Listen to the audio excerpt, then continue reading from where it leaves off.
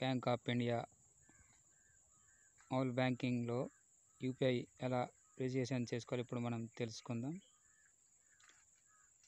ఇక్కడ user ID, mobile number, user ID, customer ID enter చేసి login అవ్వచ్చు. Already registration చేసుకుంటే నేను ఆల్రెడీ రిజిస్ట్రేషన్ చేసుకున్నాను కాబట్టి లాగిన్ అవుతున్నాను. లాగిన్ అయ్యాక యూపీఐ మీద క్లిక్ చేసుకోవాలి. యూపీఐ మీద క్లిక్ చేయగానే నెక్స్ట్ పేజ్కి వెళ్తుంది, లోడ్ అవుతుంది. Checking update, please wait. Select language check చేసుకోమంటుంది. సెలెక్ట్ చేసుకున్నాక టిక్ మార్క్ యాక్సెప్ట్ చేసుకోవాలి. Send SMS. SIM 1 SIM 2 select చేసుకోవాలి. వెరిఫై అవుతుంది. ఓటీపీ అథెంటికేషన్ అవుతుంది. ఈమెయిల్ ఐడి ఇవ్వాలి. ఈమెయిల్ ఐడి ఇవ్వగానే నెక్స్ట్ పేజ్ ప్రొసీడ్ క్లిక్ చేసుకోవాలి.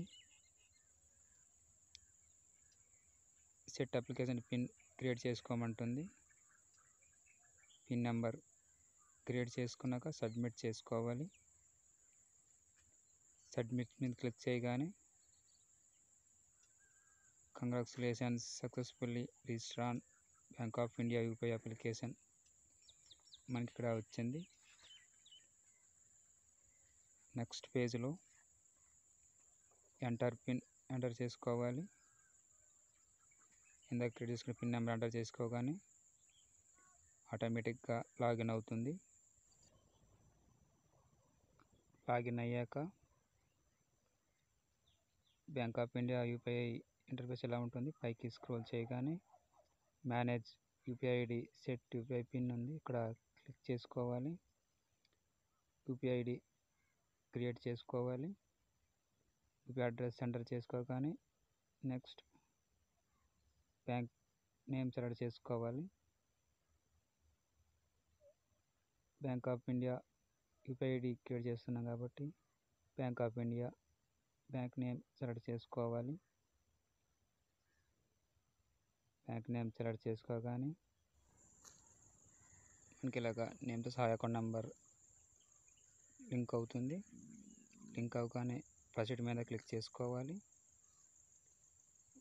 ప్రొసీడ్ మీద క్లిక్ చేసుకొని యూపీఐ పిన్ సెట్ చేసుకోమని అడుగుతుంది. Yes or no. ఎస్ మీద క్లిక్ చేసుకోవాలి.